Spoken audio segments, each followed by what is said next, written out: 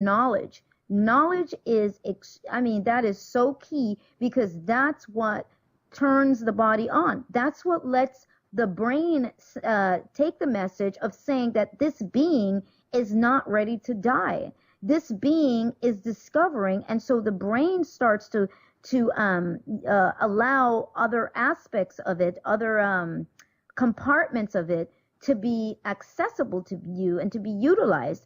If you are not acquiring knowledge, you're saying to your body, your brain says, well, there's nothing else other than programs, and it's time for me to shut down. You are operating off of the vibration of the evolution of your consciousness. If your consciousness is not evolving from a, like as I said, from a vibrational standpoint, because now we're not talking fluffy stuff, we're talking science. Right. If it's not expanding, knowledge is not expanding, then it's going to affect what? It's going to affect the chemical production in the body, in the brain, that actually keeps the body young and keeps the body from dying. Because you need to be here long enough to acquire a certain level of knowledge to create that kind of shift in consciousness. Well, I hope that was clear. Well, I think that's a very good point, and to emphasize is that what you're talking about is that you can't just live life for the purpose of living it longer. You have to have a meaning to your own life, right? You have to find something in life that you feel is worth making your life worth living, right?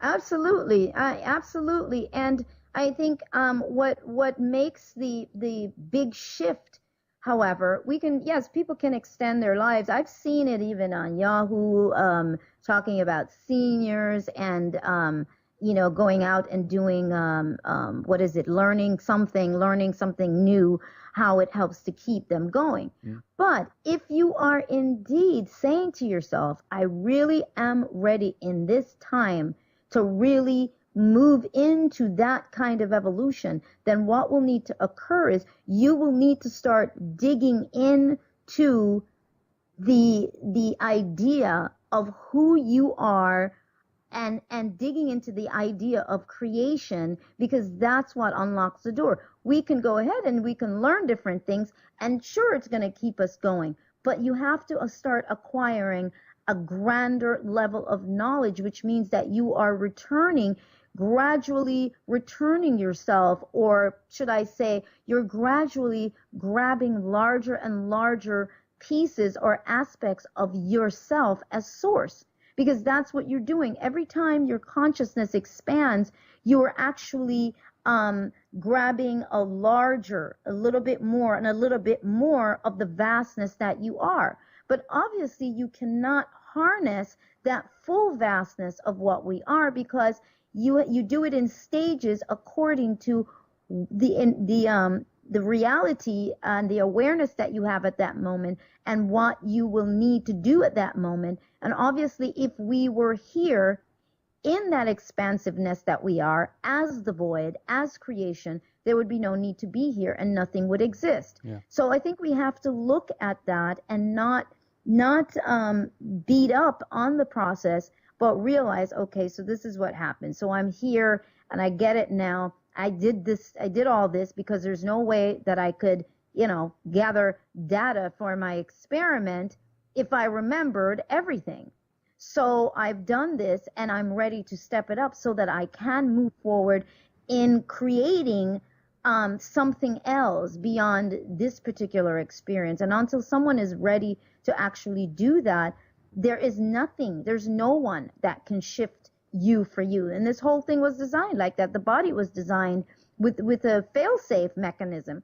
And that's the reason why no matter how some groups may try to do it, unless there is a particular frequency and a particular intention involved, they will only get so far. And that's when, of course, why it is necessary for us to go through the process where we understand the concept of feeling and the concept of judgment and all of those concepts, so that we operate more in resonance and there is no fear of you harming another person because your ego isn't involved. That's the only reason why we do what we do to each other, is because there's some ego involved, and so there's always that balancing act that we do. Yet it's all characters. Everybody's a character, and we couldn't each have our show without each other playing a particular role. So this is the game. When you speak of knowledge as well, I have two questions that I want to ask you about that. First of all, do you think that that's our purpose, if you will, to gather data, gather knowledge? And the second one is, do you think that knowledge that we do gather during our lifetime is in some way kind of, I don't know how to put it, wasted when someone dies? Or do you think that people alive can utilize or kind of access that knowledge? Yes, your first question, yes, I do believe that that is the whole purpose of existence, is to allow existence, to allow that force that is to be all potentials that could possibly be. It doesn't matter that the outcome is known, the experience must be had. And so that is the gathering of data. Every time I have a feeling, an emotion, or whatever the case may be, that's an experience, and that gets uploaded to the whole. So that information about everything, that's the reason why it all exists there in the quantum field. You can access anything at any given time. And as you asked the question about when someone dies, nothing is wasted. It's all there. It's sort of like sound, because the sound stops in our third dimensional ear. It doesn't mean that that sound has stopped. It continues to ripple, throughout whatever we call time or our existence. Yes. Same thing with those experiences. They're there, and as a matter of fact, we reach into those experiences sometimes because those thoughts they're floating around out there, and it's like someone who has an idea for an invention and you don't do anything with it. I guarantee you will see it somewhere.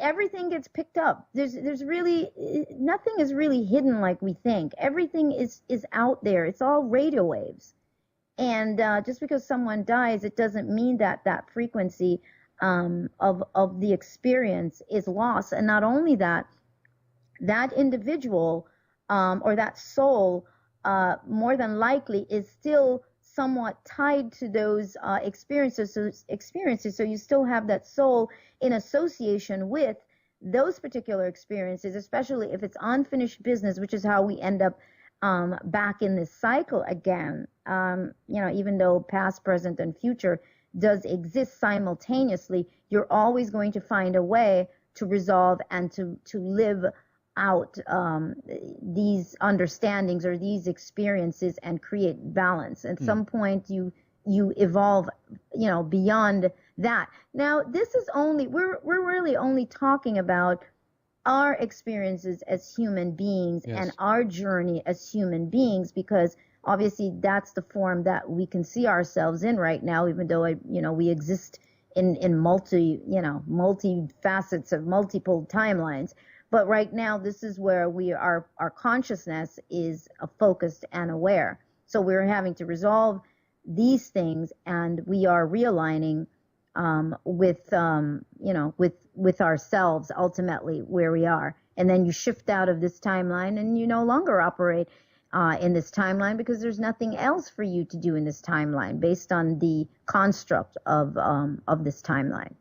So this is very difficult to know, of course, but I'm thinking of in regards to time as well, like chronologically. Do you think that people experience, or a soul or a spirit experience life like from the beginning of time, historically seen from this planet, and like going through forward in the future? Or do you think that our experiences are so varied that we might even jump back and forth in time, so to speak? Historically speaking, we might have lived one life in 1,000 years from now, and then another one 100 years back into the past again, or something like that? Or do you think it's very chronological the way we experience things? I'd see exactly what you just said. We're flip-flopping in time, which is what the book talks about. I talk about the fact that we are it's just our consciousness that's really jumping around. It's just that we're so tied to the body, the physical body, from that perspective, that we only see the possibility of movement unless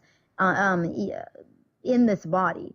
But it's not. It's the consciousness that's actually moving around. So we get flashes sometimes, and you sort of scratch your head because all of a sudden, you know, you were doing the dishes or you're doing something else, and you all of a sudden you realize at that time you feel as if some time has passed, but you don't really have any recollection.